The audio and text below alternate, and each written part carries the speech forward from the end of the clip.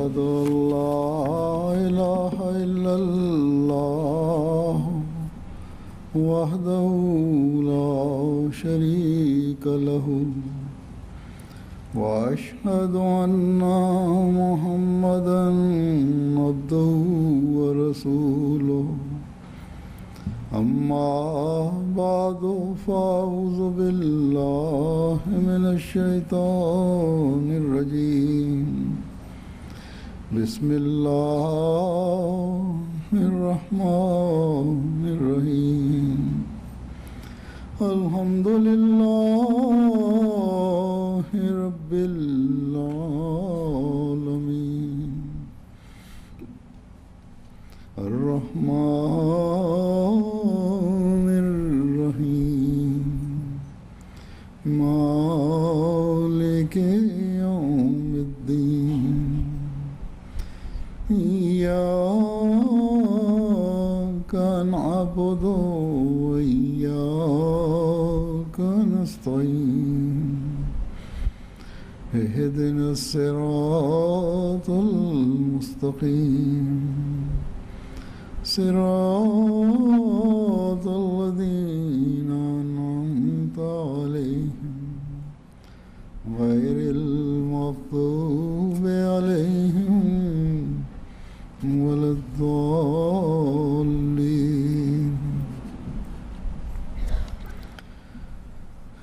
ये इजलास के शुरू में, इस कार्रवाई के शुरू में जो आयात आपके सामने तिलावत की गई थी,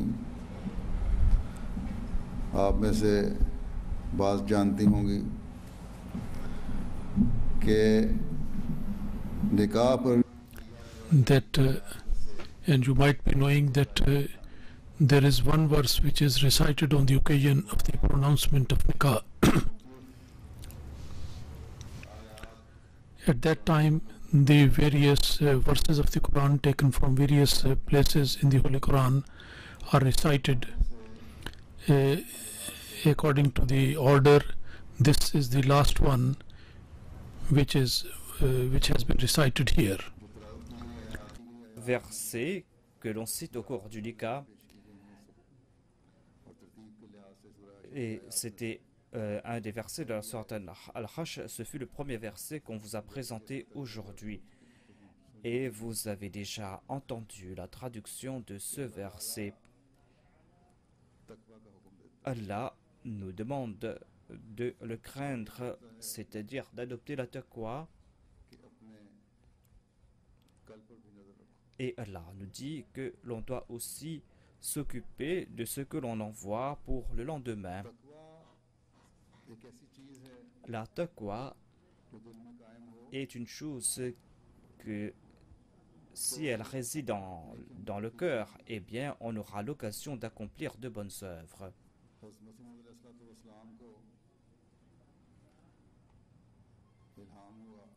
Le Messie premier salam avait reçu une révélation qui dit que si la racine de la taqwa va perdurer, va exister, eh bien il y aura tout. Le Messie premier salam lui-même a déclaré que la racine de toute bonne œuvre est la taqwa.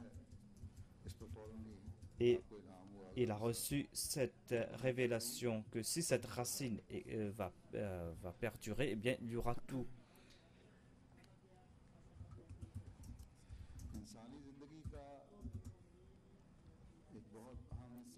Ainsi donc, au cours de la vie, il y a une étape très importante lorsque débute une nouvelle phase de la vie. C'est quelque chose qui est important pour les hommes et pour les femmes, c'est-à-dire lorsqu'on établit une relation de mariage. Cette relation de mariage est un moment très important, que ce soit pour les gens de ce bas monde, que ce soit le mariage d'une personne qui est croyante ou pas, que ce soit le mariage d'une personne qui croit en Dieu ou pas. En tout cas, le mariage est une étape très importante.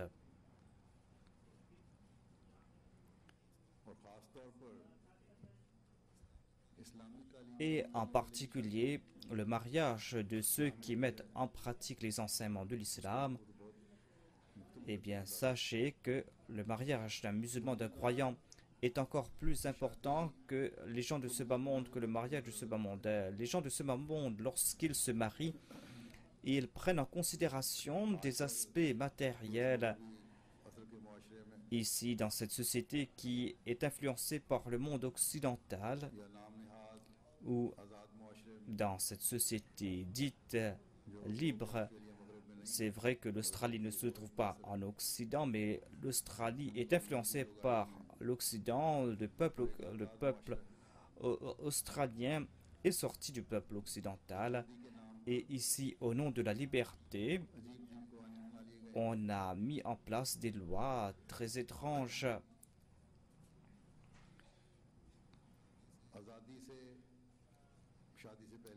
Et même avant le mariage, les hommes et les femmes se rencontrent. Et au nom de la liberté, cela pousse les gens à commettre des actes indécents. Alors que l'islam nous empêche de telles choses, nous empêche d'accomplir de telles choses, d'avoir de telles relations d'amitié, d'établir de telles relations. Et dans certains de nos jeunes filles sont influencées par de telles pratiques et disent qu'il n'y a pas de compréhension entre nous et nos époux. Ce sont là des choses qui sont erronées. En tout cas, le saint prophète Mohammed paix soit sur lui avait déclaré que vous qui voulez débuter cette nouvelle phase dans votre vie, et en s'adressant aux hommes, il a dit que vous ne devez pas regarder la richesse de la fille et la famille de la jeune fille. Vous ne devez pas non plus avoir en considération la beauté de la jeune fille. Si vous voulez prendre en considération quelque chose, eh bien, prenez en considération la spiritualité, l'aspect religieux de cette personne avec qui vous allez vous marier. Ensuite, le saint prophète Mohammed sallallahu alayhi wa sallam avait choisi ces versets.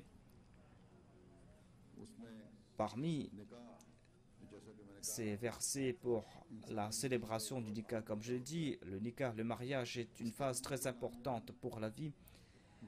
Et il a choisi parmi tant de versets ce verset qui vient de vous être présenté.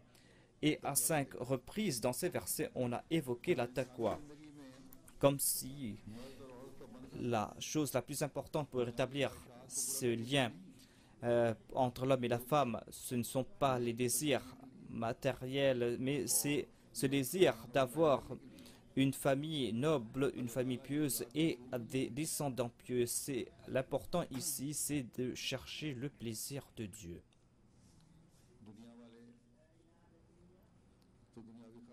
Les gens de ce bas monde essayent d'assouvir leur penchant, leur désir matériel. Et il y a de telles personnes qui ne regardent pas, qui ne prennent pas en considération la richesse et les relations familiales ou l'importance de la famille, ne regardent pas non plus la beauté, mais en tout cas, la majorité des gens ne prennent pas en considération la piété. Mais pour une personne pieuse, il est dit que vous devez prendre en considération la piété de la personne avec qui vous allez vous marier. Certes, il est dit que vous devez établir des relations ou avoir cette relation avec cette personne qui a les mêmes affinités. Il faut qu'il ait ces affinités, certes, mais la première condition concernant ces affinités, c'est la taqwa, c'est la piété. En tout cas, quand on va prendre en considération toutes ces conditions, eh bien, les jeunes filles et les jeunes hommes doivent prendre en considération l'aspect spirituel, la piété. Vous devez prendre en considération le désir de Dieu, ce que Dieu désire de notre part. Dans les enseignements que Dieu nous a donnés, il y a plusieurs commandements qui nous ont été donnés dans le Saint-Coran. Et on doit prendre en considération tout cela pour voir quelles sont les attentes de Dieu. À quel point ou jusqu'à quel point Dieu désire que nous mettions en pratique ses préceptes. Voilà la foi, voilà la piété. Et si on établit des relations en se basant sur la piété, eh bien cette relation va durer pour longtemps. Au contraire, les descendants qui vont naître de cette relation vont se maintenir sur la voie de la piété. Il y a nombre de ces relations qui se brisent au sein de la Jamaat partout. Il y a ici aussi, cela se passe ici aussi. Il y a ces mariages qui se brisent. Tout cela est parce que nombre d'entre nous qui sont en train de suivre les pratiques des gens qui n'ont pas de foi. On dit que voilà, ces gens sont libres, vivent dans la liberté, et ces gens peuvent agir comme bon il leur semble. Ils ont cette liberté d'agir en ce sens, alors qu'Allah a prescrit certaines limites. Le Saint-Coran est un livre parfait, le Saint-Coran est un guide parfait pour notre vie, et Dieu a évoqué tous ces points clairement. Et si on met en pratique ces préceptes du Saint-Coran, l'on pourra transformer sa vie personnelle, sa vie familiale et sa vie au sein de la société et dans les relations internationales. Et on pourra établir la paix dans toutes ces relations, une paix qui dépassera l'imagination de l'homme. En tout cas, puisque les gens se sont écartés des voies de la taqwa, puisque ces gens ont commencé à prendre l'exemple, à suivre les autres, si on avait la taqwa en son cœur, eh bien on n'aurait pas dit que voilà, nous devions nous aussi faire mettre en pratique cette même liberté, suivre cette même liberté. La liberté est là, certes, mais la liberté a aussi ses limites.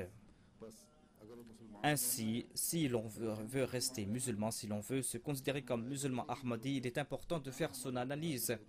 Où s'arrête la limite de notre liberté? Où sont les confins de cette liberté? Si nos jeunes hommes et nos jeunes filles vont prendre la taqwa comme norme, s'ils vont agir selon l'échelle de la taqwa, si ils vont prendre en considération la taqwa lorsqu'ils vont se marier, eh bien, non seulement qu'ils vont mettre fin à des différences personnelles, non seulement qu'ils vont apporter des révolutions en leur personne et dans leur famille, mais ils vont apporter une grande révolution aussi au sein de la Jamaat.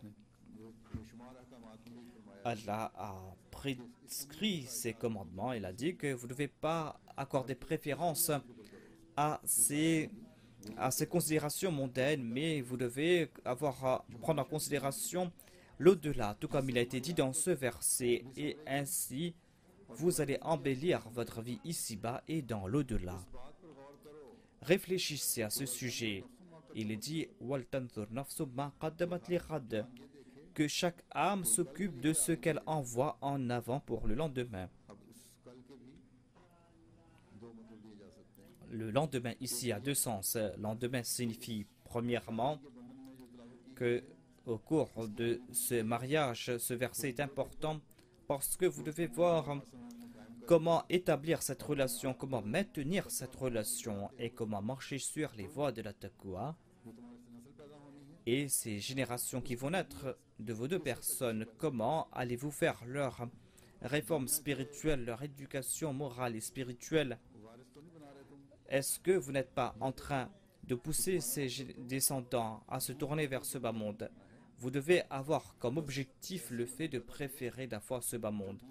Donnez naissance à ces descendants qui vont préférer la foi.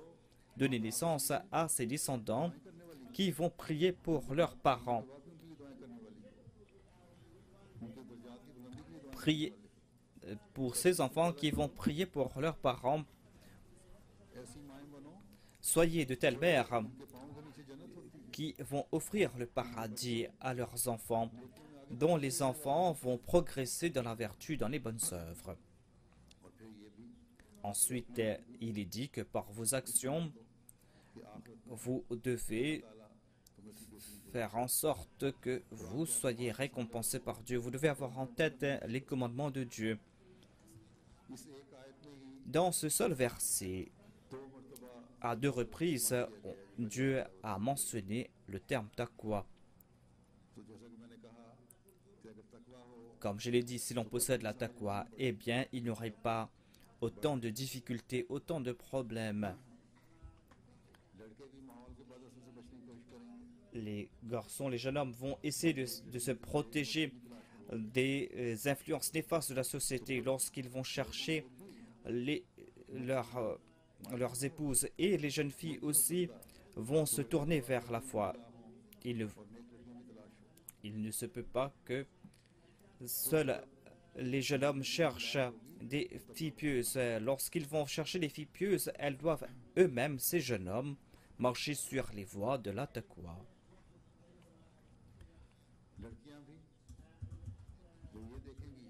Lorsque les jeunes filles vont voir que notre relation va se baser sur la piété, eh bien, au lieu de prendre en considération ce bas monde et ses désirs, au lieu de se soucier de la mode, c'est vrai qu'il faut s'embellir, c'est vrai qu'on doit suivre la mode jusqu'à un certain point, certes, mais lorsque cela dépasse une limite, eh bien, cela va nous écarter de la taqwa. Et lorsque les jeunes filles vont comprendre quelle est la norme à suivre, eh bien, elles vont se maintenir sur les voies de la taqwa. Ainsi, c'est une action qui va dans les deux sens. Les jeunes filles doivent marcher sur les voies de la taqwa et les jeunes hommes aussi doivent en faire de même. Et leurs parents doivent être vigilants à ce sujet. Ils doivent faire en sorte que nos enfants grandissent dans une société où la taqwa a prééminence.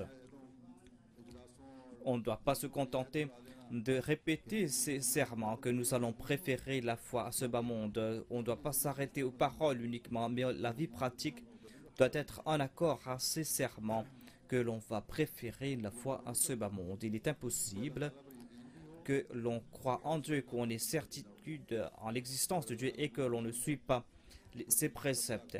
Si l'on considère Dieu comme la source de toute puissance,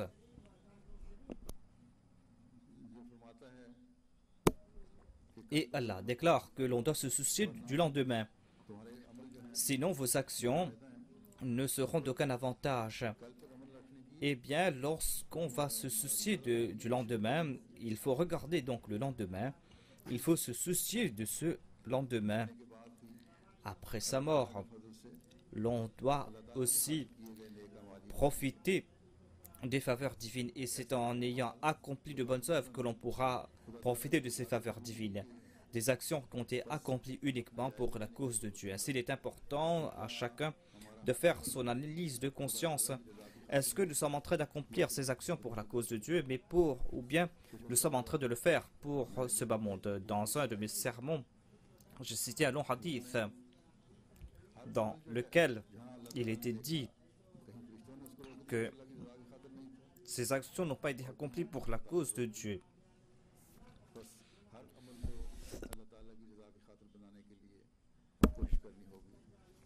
Ainsi, il est important d'accomplir ces actions pour la cause de Dieu. Et l'on doit prier, et on doit comprendre que seul Dieu pourra nous protéger. Dieu déclare que vous pouvez tromper les hommes, certes. Lorsqu'il y a des disputes, vous pouvez pousser les gens à juger en votre faveur. Et la jeune fille, la jeune femme peut prendre des droits qui ne lui reviennent pas. Et le jeune homme peut tromper les gens et faire en sorte que l'on juge en sa faveur. Mais si l'on marche sur les voies de la taqwa, eh bien l'on ne va pas passer par de tels états.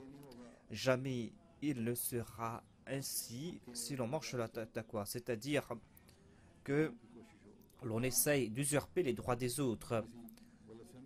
Certes, cela peut se faire s'il y a des malentendus, mais cela ne va pas se faire de manière illicite. L'on doit se souvenir aussi de ce fait, à savoir que nous avons accepté l'imam de l'époque. Nous avons accepté celui qui a été envoyé par Dieu comme son envoyé. Au cours de cette époque, il a été envoyé, il a reçu le statut de prophète et il a suivi les pas du saint prophète Mohammed paix soit lui. Il est venu mettre fin à cette distance, à cet écart entre Dieu et l'homme. Il est venu montrer les voies de la taqwa. Si nous n'avons pas compris nos responsabilités, et si nous avons été aveuglés par l'éclat éphémère de ce bas monde, eh bien, ce ne sera d'aucun avantage pour nous d'être des Ahmadis. Nous allons être persécutés par les non-Ahmadis. Quel est l'avantage de cela? On est Ahmadi et on ne suit pas les pratiques de l'Ahmadiyya.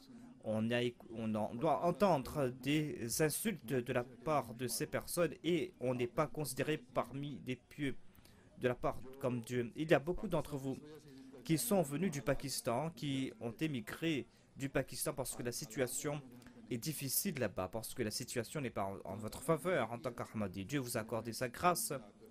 Vous êtes venu dans ce pays. Le gouvernement d'ici vous a donné la permission de vivre dans ce pays et la reconnaissance envers Dieu pour cette faveur et que vous devez préférer la foi à ce bas monde et marcher sur les voies de la taqwa et essayer d'avoir le plaisir de Dieu et non pas d'être influencé par l'éclat, les fastes de ce bas monde et s'y plonger complètement et s'y perdre complètement. Hier, j'ai déclaré que le Messie promis alayhi salam, j'ai présenté les attentes plutôt du Messie promis alayhi salam, à quel point il voulait que nous apportions en nos personnes des changements purs et à quel point il ressentait une vive douleur à ce sujet. Il a déclaré que je ne veux pas que mes suivants, mes adeptes me déshonorent. Voyez donc cette douleur qu'il avait, qu'il ressentait. Nous devons donc faire notre analyse de conscience. Lorsque je suis en train de vous présenter cela à vous, les femmes, mais cela s'applique aussi aux hommes. Eux aussi, ils sont en train de m'écouter. Maintenant, par la grâce de Dieu et grâce à la MTA, tous ceux qui veulent écouter ces propos vont m'écouter. Certains hommes pensent que peut-être qu'on est en train de mentionner cela parmi les femmes et que nous sommes pieux et que nos femmes sont pécheresses. C'est là une forme d'arrogance parce que l'arrogance nous écarte de la taqwa. Cela signifie que ces personnes, ces hommes ne possèdent pas la taqwa. Chacun d'entre nous doit faire preuve d'humilité. De même, certaines femmes accusent des hommes.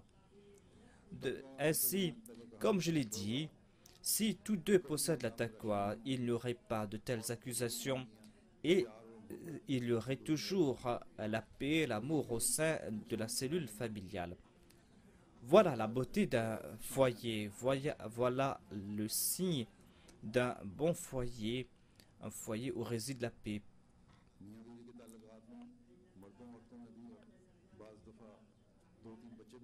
Des fois, même après avoir eu des enfants, 2 ou 3 enfants, ces disputes ne cessent de s'envenimer entre l'homme et la femme et cela pousse les gens à divorcer. Je ne dis pas que les femmes ne doivent pas divorcer. Il y a certains hommes qui commettent des infamies, de telles actions que la femme a le droit de demander le divorce. Mais l'homme et la femme doivent se sacrifier pour leurs enfants, doivent mettre fin à ces disputes insignifiantes pour la cause de Dieu. Ensuite, il y a ces jeunes couples qui, au tout début de leur vie, disent que voilà, nous n'arrivons pas à nous comprendre et on va mettre fin à ce mariage. Et tout cela est en raison de l'influence de la société. Cela se passe dans cette société parce que les gens ne possèdent pas la foi. Mais un Ahmadi, un jeune homme, celui qui est le plus proche de la foi parmi tous les hommes, il ne doit pas suivre pareille pratique.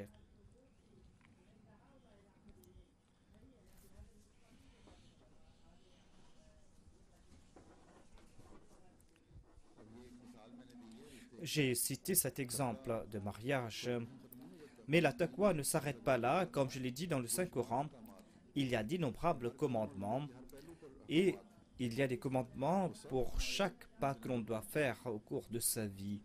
On doit prendre en considération tous ces commandements. On doit suivre ces préceptes et c'est ainsi que l'on va marcher sur les voies de la taqwa. Il n'y a aucun commandement divin que l'on doit considérer comme inférieur. Tous les préceptes de Dieu dans le Saint-Coran, on doit accepter ces préceptes et l'on doit comprendre qu'il est important en tant que croyant de mettre en pratique ces préceptes. Par exemple, il y a la prière, la salat, il y a le fait de rendre culte à Dieu. cela a été rendu obligatoire. Cela a été rendu obligatoire à vous et vous devez mettre cela en pratique. Il ne faut point être négligent à ce sujet. La femme est la gardienne de sa maison, tout comme il a été dit dans un hadith. Et si la femme elle-même, si l'épouse elle-même respecte les heures de la prière, si elle-même elle récite le Saint-Coran, si elle est enclin à apprendre davantage à propos de la foi, eh bien, elle va encourager ses enfants en ce sens. Et des fois, certaines femmes se plaignent en disant que leurs maris ne sont pas vigilants à ce sujet. Mais si les femmes font des efforts en ce sens, si par différents moyens, elles encouragent leurs maris en leur disant que vos actions ne se limitent pas à vous, mais vos actions vont corrompre vos descendants, eh bien, ils vont se corriger. Donc, ce sont là des grandes responsabilités. Et la femme doit être vigilante à ce sujet. Elle ne doit pas se soucier uniquement de sa personne, mais doit se soucier de ses descendants. On doit faire des sacrifices en ce sens, afin que ses descendants préfèrent la foi à ce bas monde, afin qu'ils puissent établir des relations avec Dieu, afin qu'ils puissent grandir dans leur ibadah.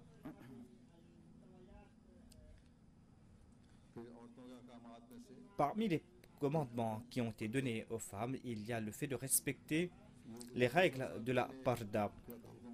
Ces règles concernant la modestie islamique ne se limitent pas à des pratiques de 100 ans de cela, mais ces mêmes pratiques, ces mêmes commandements s'appliquent aujourd'hui aussi comme 1400 ans de cela. Il est dit que vous devez faire preuve de modestie, de décence. Vous devez vous départir de mauvaises pensées, vous devez éviter la mixité. Ainsi, toute femme doit faire son analyse de conscience. Jusqu'à quel point elle est en train de faire preuve de pudeur. Est-ce que sa pudeur atteint la norme que Dieu désire de sa part? Est-ce qu'elle n'est pas en train de rencontrer des hommes ou de se mixer avec les hommes? Il y a aussi des mauvaises pensées. C'est vrai qu'il y a des films et cela affecte aussi des jeunes, mais cela affecte aussi des hommes. Et c'est pour cette raison que certaines familles se brisent, parce que grâce à l'Internet ou en passant son temps devant la télé, en regardant ces films indécents, on se détourne de Dieu. Et c'est pour cette raison qu'il y a cette indécence qui est en train de se répandre au nom de la liberté.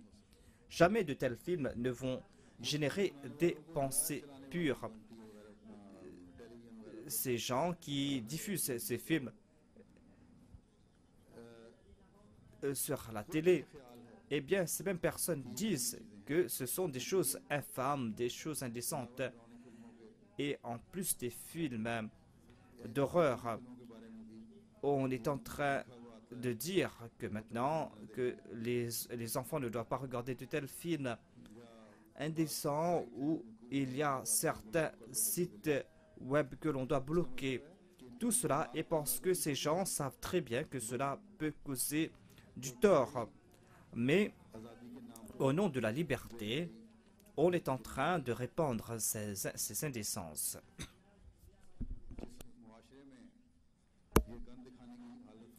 Et dans cette société où l'on est en train de répandre ces infamies, comment est-ce qu'on pourra se purifier? C'est pour cette raison que un homme Ahmadi, un jeune homme Ahmadi, une jeune femme Ahmadi, les Ahmadis, qu'ils soient jeunes ou vieux, hommes ou femmes, doivent prendre beaucoup de précautions. Et les jeunes femmes Ahmadi et les jeunes filles Ahmadi doivent se souvenir de ce fait, c'est-à-dire que on peut jusqu'à un certain point suivre la mode, certes, mais on ne doit pas. Certaines portent des jeans très serrés, des t-shirts ou des chemises. Cela va à l'encontre de la pudeur de la femme. Et on ne doit pas même porter de tels vêtements à la maison devant les hommes avec qui l'on doit respecter les règles de la parda. Et de toute manière, on ne pourrait pas porter de tels vêtements devant les hommes étrangers. Les jeunes en particulier doivent se souvenir de ce point, à savoir que ces vêtements, ces pensées ont de l'influence sur la société. Cela peut avoir des influences positives aussi.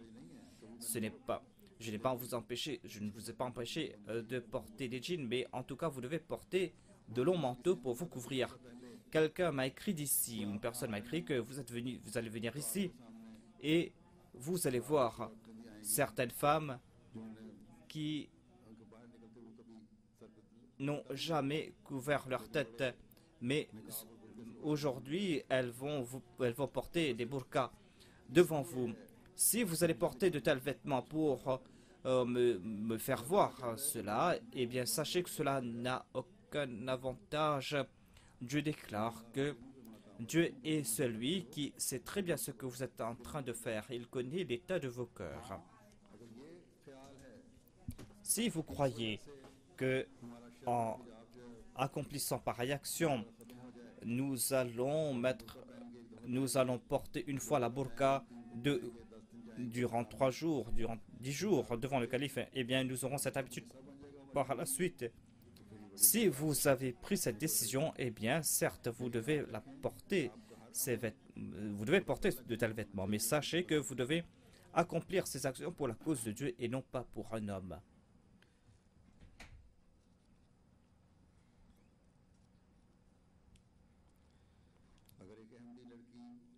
Si une jeune fille Ahmadi veut marcher sur les voies de la taqwa, eh bien, elle va devoir être vigilante concernant ses vêtements. Ses vêtements doivent être pudiques. Sinon, la société va vous influencer et la société peut la pousser vers des choses malsaines. Je ne pourrais pas présenter tous les commandements du Saint-Coran, je pourrais que présenter quelques versets du Saint-Coran, expliquer cela. Mais en tout cas, il incombe à un Ahmadi de progresser dans la voie de la taqwa.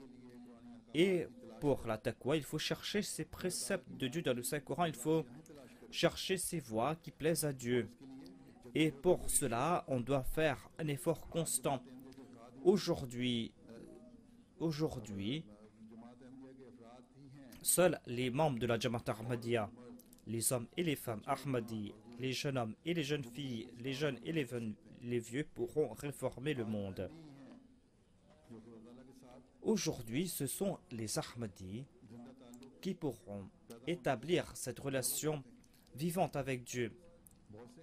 Il y a d'innombrables Ahmadis par la grâce de Dieu. J'ai cité quelques exemples. Cela ne veut pas dire que la majorité agisse ainsi ou que la majorité des Ahmadis se sont écartés de la foi. Par la grâce de Dieu, la majorité sont pieux, mais certainement, s'il y a peu de gens ou quelques personnes qui ne marchent pas sur les voies de la piété, eh bien, ces personnes pourront corrompre les autres. Et je suis soucieux à ce sujet lorsque peu à peu, ce nombre va augmenter. En tout cas, il est important de faire son analyse de conscience jusqu'à quel point sommes-nous en train de préférer la foi à ce bas monde.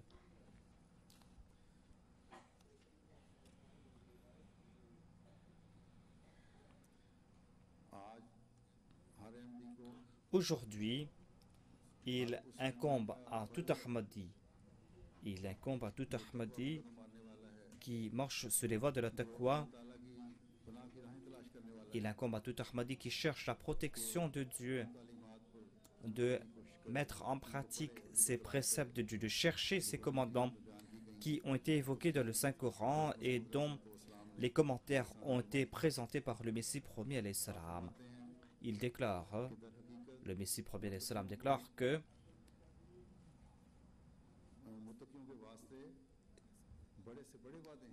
il y a de grandes promesses qui ont été faites en faveur des muttaqis.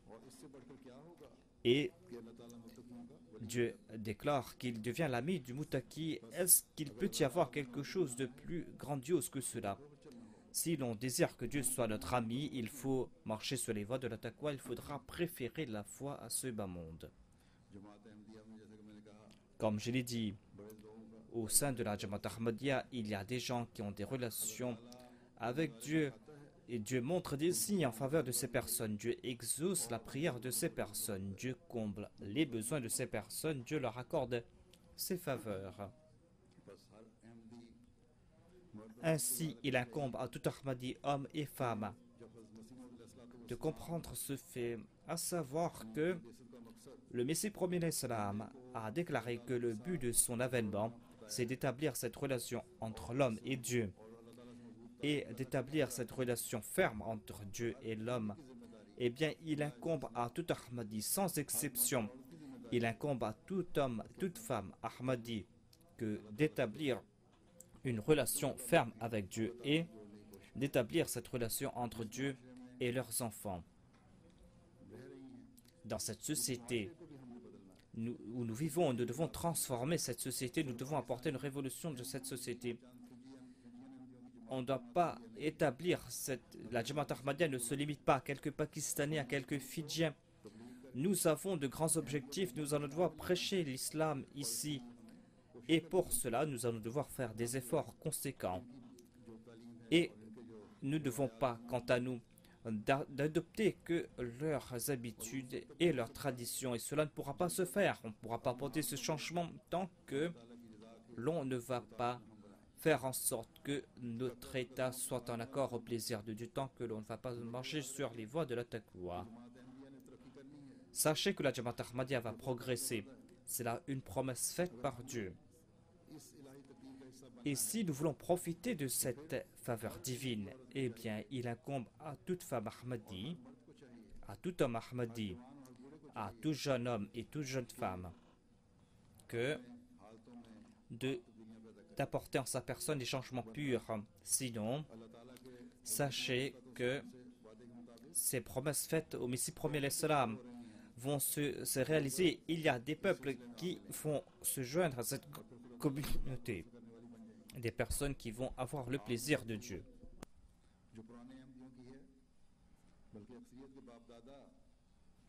La majorité d'entre vous sont des anciens Ahmadis. Vos aïeux ont embrassé l'Ahmadiyya. Si vous n'essayez pas de suivre les préceptes de Dieu, eh bien les autres vont venir et vont vous dépasser. Ainsi, il faut être très vigilant à ce sujet.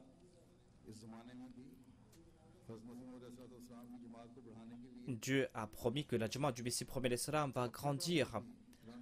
Et Dieu est en train de guider les gens en ce sens. Je vais vous présenter quelques exemples grâce auxquels l'on va comprendre comment Dieu est en train de guider les gens et comment Dieu est en train de guider des jeunes hommes et des jeunes femmes et comment ces personnes sont en train de comprendre la véracité du Messie premier l'Islam.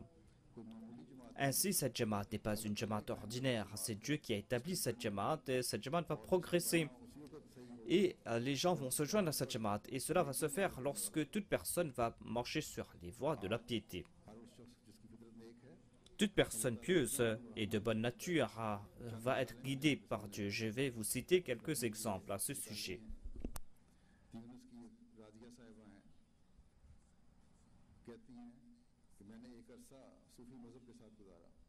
Il y a une certaine Razia Sahiba qui se disait soufi auparavant. Elle était de la Tunisie. Elle est de la Tunisie plutôt.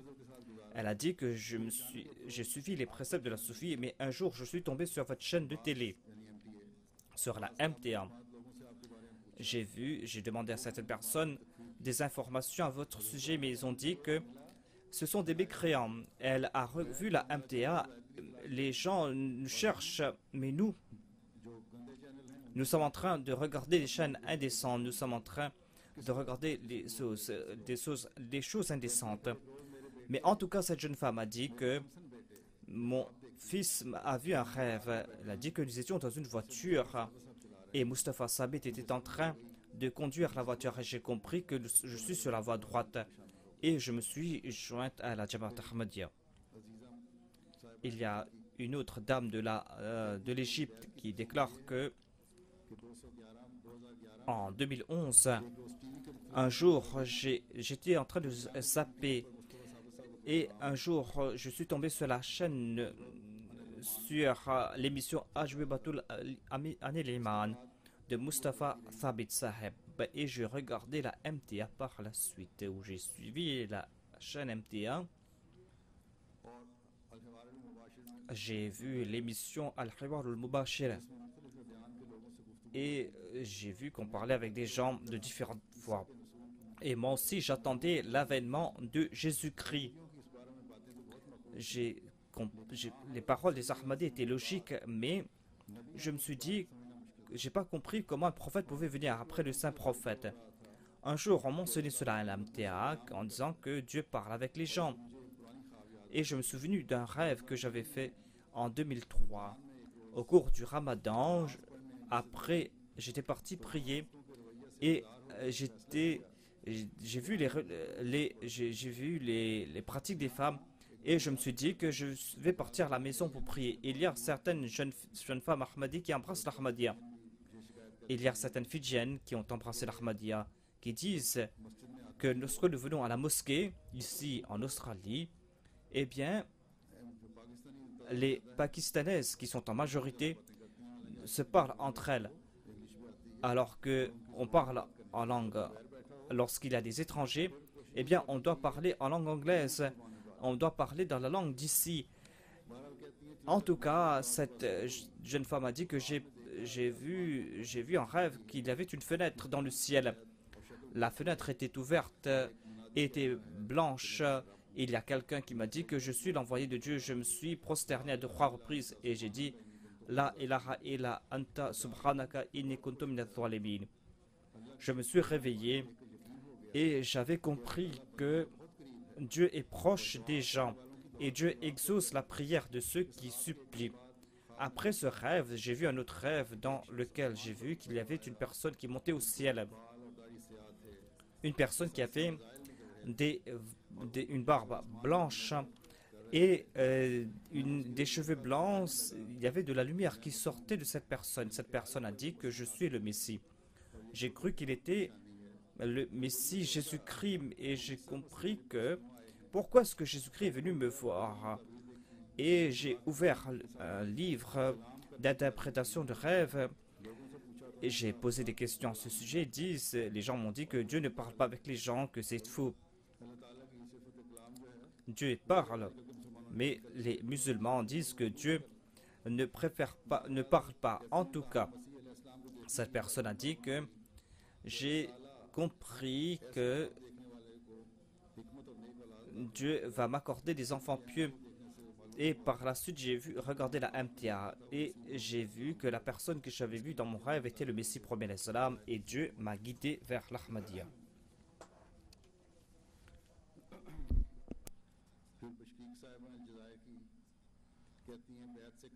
Il y a une dame de l'Algérie qui a dit que avant ma bay'a, je me suis dit que Dieu a envoyé beaucoup de prophètes avant l'islam. Ensuite, il a envoyé le saint prophète Mohammed paix soit sur lui. Et aujourd'hui, il y a des troubles dans ce bas monde. Il n'y avait pas de tels troubles auparavant parce qu'il n'y a plus de moralité. Il n'y a plus d'islam. Aujourd'hui, personne ne suit l'islam. Et je me suis dit, ah, si seulement Dieu pourrait envoyer un prophète pour réformer son peuple. Un jour, dit-elle, il y a certains qui portent dans la mauvaise direction parmi nous, mais voyez comment certains parmi les étrangers, parmi les non-Ahmadis, sont soucieux de la religion, de la foi, et Dieu guide ces personnes. Il a dit qu'un jour, mon frère m'a donné le livre, m'a parlé à propos de l'avènement de Jésus-Christ concernant les djinns. Il m'a parlé à ce sujet. Et j'étais intéressé par ses propos, j'étais attiré par l'Ahmadiyya. Et j'ai vu quelques fichiers sur le livre sur la table de mon frère. J'ai lu tout cela, j'étais très intéressé par cela. Et lorsque j'ai lu davantage à ce sujet, j'étais encore plus contente. Je travaillais pendant la journée, mais j'étais plus intéressé par la foi. Et mon frère m'a parlé à propos de l'imam al-Mahdi. Il m'a compris qu'il est le Messie promis, qu'il est l'envoyé de Dieu. Et il y a ces autres communautés religieuses qui poussent les gens à tuer les autres, mais j'étais jamais satisfaite par cela. Et je n'aimais pas les chaînes des mollahs, mais le visage du Messie premier l'Islam était éclairant. Et en regardant le Messie premier l'Islam, j'étais complètement attiré par lui. Je me suis constaté que vous êtes différent des autres. Il y a une différence entre vous et les autres, comme la lumière et les ténèbres. J'ai compris c'est quoi l'amour pour le saint prophète et pour Dieu. J'ai appris cela du Messie premier l'Islam. J'ai fait la prière d'istikhara. En rêve, j'ai vu que quelqu'un disait que c'est lui le Mahdi, c'est lui l'imam al-Mahdi. Et en raison de cette voix, je n'ai pas dormi pendant la nuit et j'ai dit que je vais faire la bayra. Et j'avais peur, attention, de mourir avant la bayra. Mais en tout cas, Dieu m'a accordé la possibilité de lui prêter allégeance, au même du Messie premier l'Islam. Et moi, je suis en train de lire les ouvrages du Messie premier l'Islam. Il est important de lire les livres du Messie premier l'Islam pour comprendre les versets du Saint-Coran. Si vous ne lisez pas la langue ourdou, eh bien, il y a ces livres en langue anglaise. Lisez ces ouvrages. Quant à ceux qui savent lire l'ourdou, ils doivent lire ces livres en langue ourdou. Car c'est le Messie premier l'Islam qui nous a expliqué le Saint-Coran. On va comprendre cela grâce aux ouvrages du Messie premier l'Islam.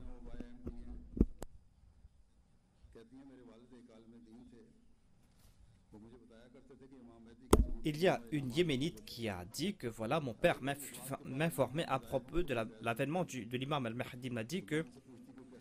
Mon père m'a dit que l'imam al-Mahdi va venir, prêtez-lui allégeance. Mon père m'a dit qu'il va venir grâce à la télé. Et vous allez voir cette période de l'avènement de l'imam al-Mahdi. Après le décès de mon père, je suis tombé sur la chaîne MTA et grâce à cela, on m'a informé ou j'ai entendu parler de l'avènement de l'imam al-Mahdi. Et la parole de mon père s'est accomplie. J'ai fait la prière istikhara et Dieu m'a guidé dans cette direction.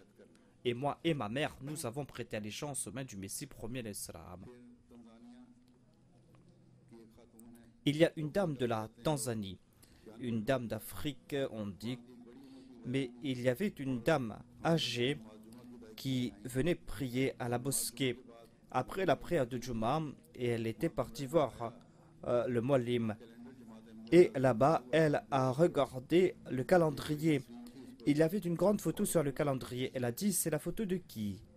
Elle a demandé, c'est la photo de qui? C'était la photo du Messie premier l'Islam et les photos des califes. Cette dame a posé la main sur la photo du Messie premier l'Islam. Et elle a demandé c'est qui cette personne. On lui a dit que c'est le Messie promis et l'imam al-Mahdi.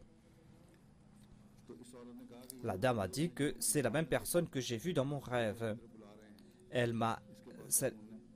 Il m'a invité vers lui. Et cette dame a accepté l'Ahmadiyya. Et ainsi, en Asie, en Afrique et partout, Dieu est en train de guider ces gens. Si on prie en toute sincérité, eh bien, si Dieu est en train de guider les autres, eh bien, pourquoi est-ce qu'il ne va pas guider ceux qui ont accepté le Messie premier l'Islam? Pourquoi est-ce que Dieu ne va pas leur accorder ses grâces et ses faveurs? Pourquoi est-ce que Dieu ne va pas les guider dans la bonne direction? Il suffit tout simplement de faire des efforts en ce sens. Il suffit tout simplement de mettre en pratique les commandements de Dieu.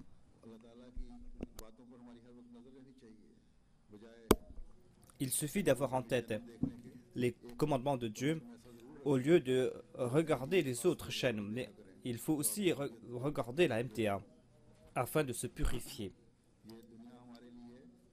Ce bas monde n'est pas notre capitale à nous. Tout ce qui est en ce bas monde n'est pas important pour nous. Notre objectif, c'est le plaisir de Dieu. Si l'on va avoir cela comme objectif, c'est là que l'on pourra avoir la vraie quiétude et on pourra vivre en paix ici-bas et dans l'au-delà, l'on va profiter des faveurs divines. Qu'Allah fasse que l'on se détourne de ces désirs mondains et que nous ayons comme objectif le plaisir de Dieu.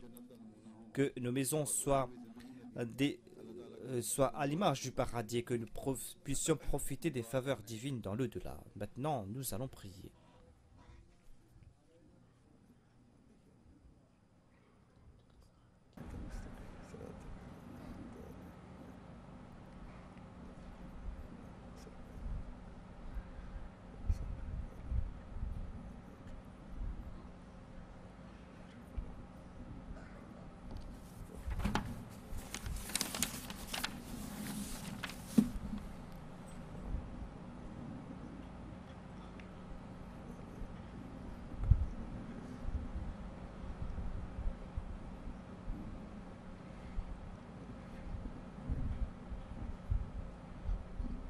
आमीन।